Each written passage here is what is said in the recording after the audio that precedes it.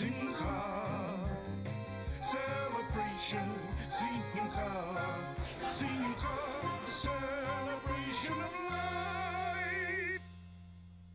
Hello, welcome to Simcha, a celebration of life. I'm Nikki Wallman. His followers knew Rabbi Eliyahu ben Shlomo Zalman of Vilna as the Vilna Gaon. Gaon means genius, and Rabbi Eliyahu was considered one of the greatest Talmudic scholars of his day. In addition to Talmud, he excelled in all aspects of Torah, including Kabbalah. The Vilna Gaon passed away in 1797, leaving behind a tremendous legacy, not only through his own vast writings, but also through his followers, who continued to spread Torah. The Vilna Gaon was one of the most influential rabbinical authorities since the Middle Ages. Although he is counted among the sages, known as the Acharonim, he is held by many authorities after him to be one of the Rishonim, the leading rabbis who lived in the Middle Ages. This is important, as it is believed that the earlier authorities' opinions hold more weight. In the 18th century, in Lithuania, which was kind of a very provincial place, suddenly arrived or was found out the center of religious thought. And the main reason was Eliyahu ben Shlomo Zalman, Gaon of Vilna, who was born in 1720 and died in 1797 in Vilnius.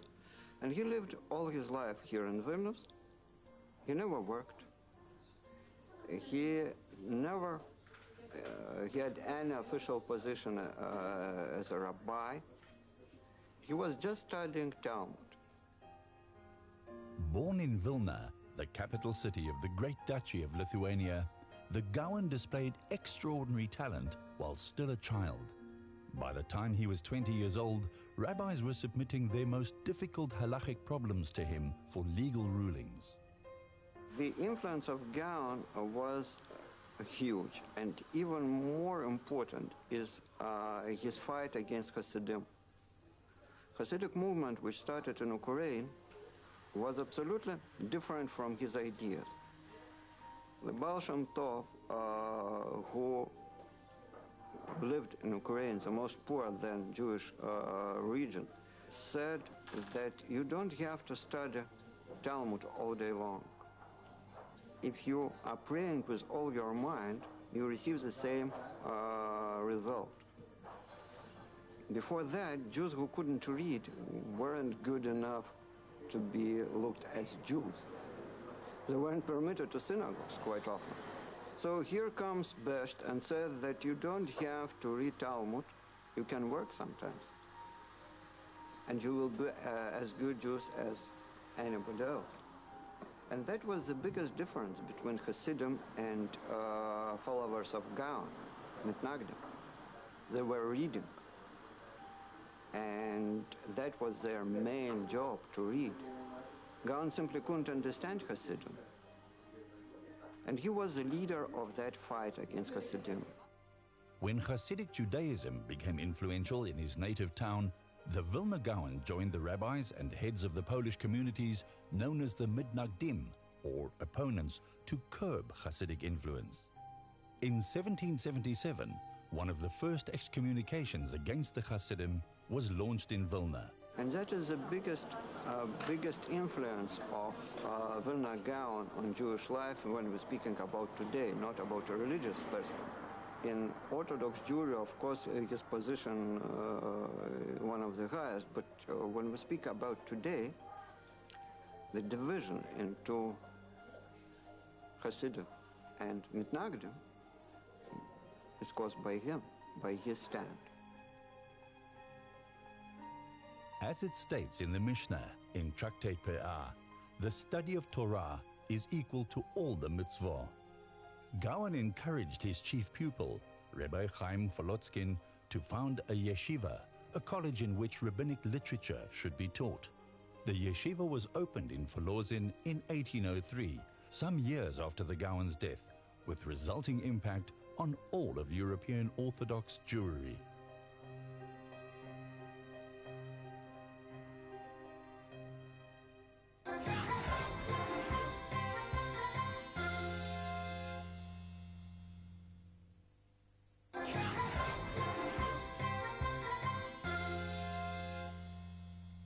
Before World War II, the city of Vilna in Lithuania was home to more than 100,000 Jewish people. For centuries, there was a rich history of Talmudic scholarship and Jewish communal life. During the Nazi and subsequent communist regime, 2 of the 3 Jewish cemeteries were destroyed, and many of the bodies and tombstones were transferred to the Sudev cemetery.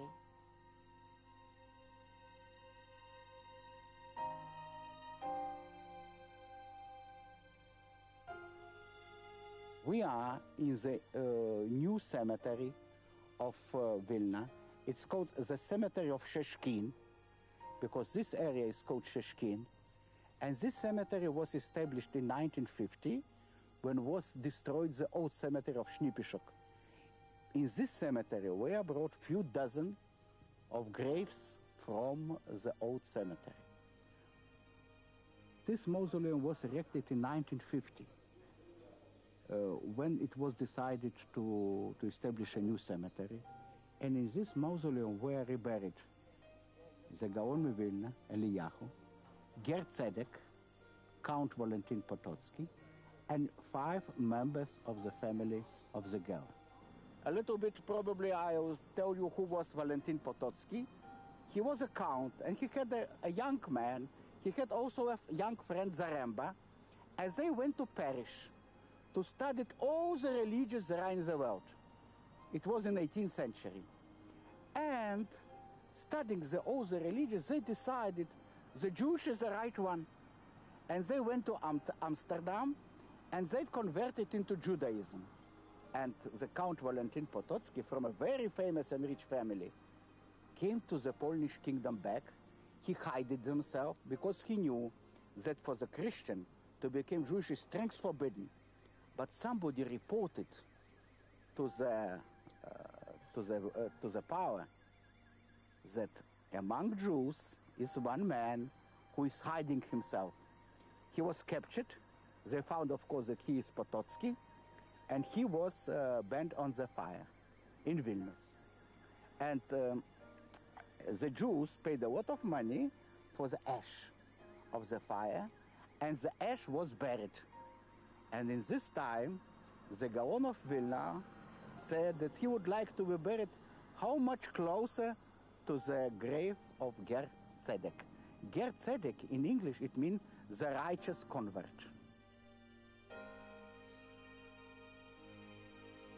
This is in English, it's called a cenotaph.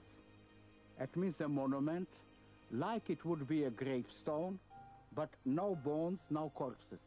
This is a cenotaph for 2 fighters of the Jewish ghetto underground of Vilna, Sheina Madeisker and Yitzhak Wittenberg. What they were activists of the Jewish underground in Vilna and were killed by Gestapo. In the beginning of 1942, the members of all the political parties in Vilna ghetto joined their hands into one organization, and this organization was called FPO, Vereinigte Partisanische Organisatie. And both Sheina Madeisker, both Yitzhak Wittenberg was the leader of the organization, were the members of it. This is a symbolical grave of the Jews of Vilna. They were killed in the Holocaust, and nobody knows where their grave is. And everybody who knows that his relatives were among the victims has right to open a personal stone. You see few of them, at least 5, for his relatives, they were killed. This is one, especially one. This is, of course, symbolical grave for the Jewish teachers. They continued to teach in the bad, terrible conditions of ghetto. This is for them. Schöner ist geringer und freier dein Leben. Du kennst nicht kein Jiddisch, ist herrgotsch a Lied und weiß ungedenk. I born in Russia, in Omsk, but my parents is born in Lithuania. Oi, oi, oi, Belz, mein Städtele Belz, mein Heimele dort, wo ich hab meine kindersche Jorn verbracht. And my father with every children is go to Siberia in the first days from the war into Germany. And in 45 we come back in Vilna. In 75 our families come to Israel. And today I come here and to fix it my father's kever. Und lieb hab bekommen auf ewig dem Nigen, a Volkslied in jiddische Sprach, oi, oi, oi, Belz, mein Städtele Belz, mein Heimale dort, wo ich hab meine kindersche Jorn Well,